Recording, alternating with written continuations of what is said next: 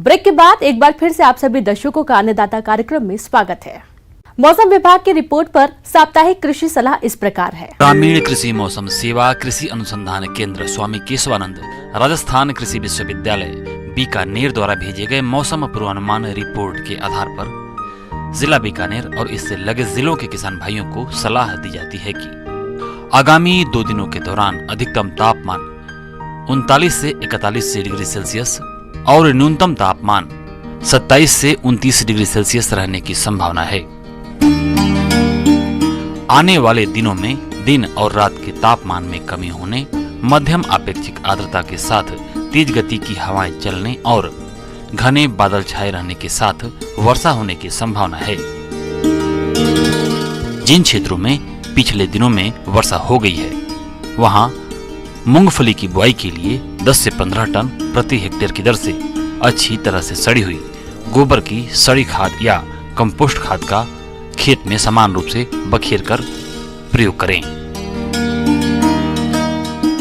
Monsoon की वर्षा का लाभ लेने के लिए मूंगफली की बुआई करें। मूंगफली में बिजाई से पहले 2.5 ग्राम क्लोरोथैलोनिल या 2 ग्राम कार्बेंडाजिम से प्रति किलोग्राम बीज को उपचारित करें। जहां पर सफेद लट का प्रकोप हो वहां पर 3 मिलीलीटर प्रति किलोग्राम बीज की दर से इमिडाक्लोप्रिड का प्रयोग करें। इसके बाद राइजोबियम और पीएसबी जीवाणु खाद 3 पैकेट प्रति हेक्टेयर की दर से उपयोग करें।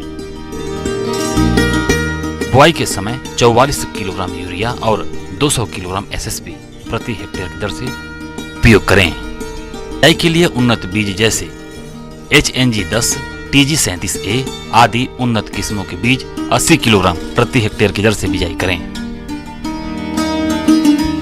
बारानी क्षेत्रों में बाजरा की बुआई के लिए उन्नत किस्मों जैसे HB67, RHB 177, ICMH 356, RHB 173 आदि का बीज काम में लेने और बुआई के समय बीज जनित रोगों की रोकथाम के लिए 3 ग्राम थायराम व दीमक से बचाव के लिए 4 मिलीलीटर क्लोरोपाइरीफास प्रति किलोग्राम बीज की दर से उपचारित करने के बाद ही बुआई करें।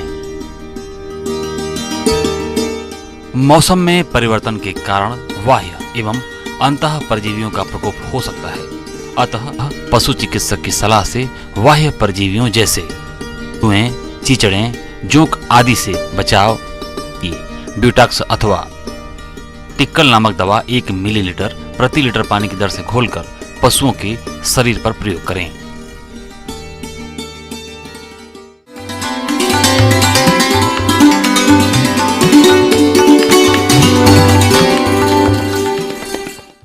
आइए जानते हैं अन्नदाता निःशुल्क फोन के माध्यम से पूछे गए समस्याओं का समाधान।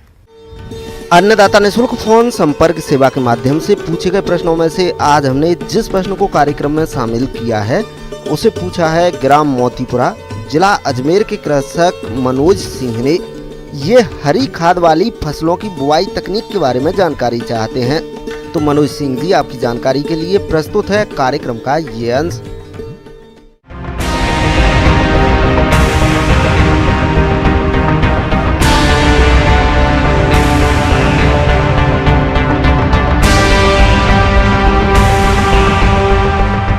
जैसा कि हम सभी जानते हैं कि हरी खाद सबसे पहले किसे कहते हैं ये जानना हमारे लिए जरूरी है। जैसे हरी खाद दलहनी और गैर दलहनी फसलों को उनके वानस्पतिक वृद्धि काल में उपयुक्त समय पर मृदा उर्वरता और उत्पादकता को बढ़ाने के लिए जुताई करके मिट्टी में अपघटन के लिए दबाना ही हरी खाद कहलाता है। तो किसान भाई, अब आगे हम बात करते हैं कि हरी खाद के लिए कौन कौन सी फसल का चयन करेंगे। इसके लिए आप जो है मूंग कर सकते हैं, ढैंचा कर सकते हैं, सनई कर सकते हैं, उड़द कर सकते हैं, लोबिया कर सकते हैं और ग्वार फली रहता है उसका उपयोग हरी खाद के रूप में किया जा सकता है। इसके बाद अगर हम ये जैसे आपको मैंने 5-6 तरह का जो फसल बताया, चाहे वो मूंग हो, चाहे उड़द हो या फिर जो है ढैंचा हो, लोबिया हो। हरी खाद के लिए इसकी खेती प्रदेश के लगभग सभी क्षेत्रों में की जा सकती है। खेत के एक बार मिट्टी पलटने वाले हल से जुताई करके 2 बार कल्टीवेटर से जुताई की आवश्यकता पड़ती है। जहां तक इसकी प्रजातियों की बात आती है तो इसके लिए हिसार ढांचा 1, हिसार ढांचा 2, पंत ढांचा 1 और पंत ढांचा 2 सनई उन्नत प्रजातियों में K12 तथा मूंग की उन्नत किस्में SML 67 आदि प्रजातियों का चयन कर बुवाई के लिए ढांचा का बीज 30 से 40 किलोग्राम प्रति हेक्टेयर, सनई का बीज 75 से 80 किलोग्राम प्रति हेक्टेयर की दर से आवश्यकता पड़ती है और मूंग का बीज 35 से 40 किलोग्राम प्रति हेक्टेयर के हिसाब से प्रयोग करें। तो हम अगर मूंग की बात करेंगे, मूंग को हम किस तरह से जो है करेंगे और इसके क्या फायदे होने वाले हैं। फसल के रूप में व्यवहार किया जा सकता है, यानी उसमें हम फसल में भी तैयार कर सकते हैं, फसल भी मूंगफली भी ले सकते हैं। और मूंग को हरी खाद के रूप में उपयोग करते समय हमें फलियों को तोड़ने के पश्चात प्रयोग किया जाए तो इससे दोहरा लाभ हो सकता है। इसके बाद आता है किसान भाई हरी खाद के रूप में ढैंचा का प्रयोग। हम ढैंचा जो है सभी तरह के जल जमाव वाले क्षेत्र में, लवणीय क्षेत्र में, चाहे ऊसर भूमि हो या क्षारीय भूमि हो, सभी के लिए सर्वोत्तम हरी खाद है। और इसके अलावे अन्य हरी खाद की तुलना में ढैंचा अधिक जो है कार्बनिक अम्ल पैदा करती है, जिसके कारण ऊसर भूमि, लवणीय भूमि और क्षारीय भूमि को सुधार कर उपजाऊ बनाती है। पलटाई करते समय आपको थोड़ा सा यह ध्यान रखना होगा कि आप हैरो या रोटावेटर से पलटाई करें, जिससे कि पूरी तरह से फसल की जो पत्तियां व टहनियां हैं वह कटकर खेत में मिल जाए। इससे 86 से लगभग 106 किलोग्राम प्रति हेक्टेयर नत्रजन की प्राप्ति होती है, जिससे किसान भाई यूरिया की बचत तो कर ही सकते हैं। इसके साथ ही फसल के हरे भाग से 200 से 250 क्विंटल प्रति हेक्टेयर जीवांश पदार्थ भी प्राप्त होता है। क्या क्या लाभ हो सकते हैं किसान भाई? हरी खाद से बहुत सारे तरह के लाभ हो सकते हैं। मैं मुख्यतः जो बात करता हूं कि मिट्टी की एक तो भौतिक संरचना और रासायनिक संरचना अच्छी हो जाती है। हरी खाद वायुमंडल में उपस्थित नाइट्रोजन को स्थिर करता है। हरी खाद मिट्टी में गहरे जरे विकसित करता है, जिसके खाद वायु में वायु संरचना संचार को अच्छा करता है और यह खरपतवारों को पनपने नहीं देता है। साथ में आपकी जल धारण क्षमता को भी बढ़ाता है, जिससे आप कम पानी में भी आप ज्यादा दिनों तक नीचे पानी रह सकता है। तो ये जो हरी खाद के लाभ है किसान भाई, आप हरी खाद का उपयोग कर आप जो है नाइट्रोजन की मात्रा को कम कर सकते हैं। जो आप जो रासायनिक खाद उपयोग करते हैं उसकी मात्रा को आप कम कर सकते हैं।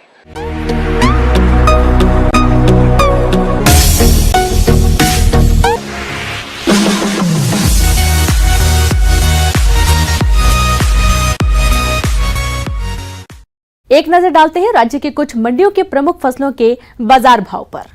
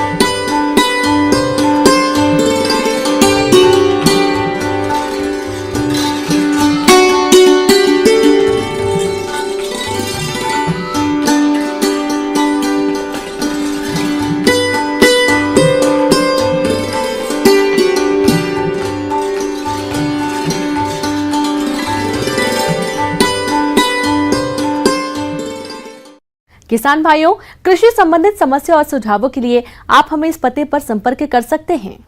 प्रोड्यूसर अन्नदाता news 18 Rajasthan, Ramoji film city, Hyderabad 501512। साथ ही आप हमें ईमेल भी कर सकते हैं। हमारा ईमेल है p18annadatarajasthan@nw18.com। इसके अतिरिक्त आप हमें निःशुल्क हेल्पलाइन नंबर 1800889216 पर सोमवार से शनिवार सुबह 10 बजे से शाम 4 बजे के बीच संपर्क कर सकते हैं। अब समय हो रहा है आपसे विदा लेने का। कल फिर मुलाकात होगी कृषि से जुड़ी महत्वपूर्ण जानकारियों के साथ। नमस्कार।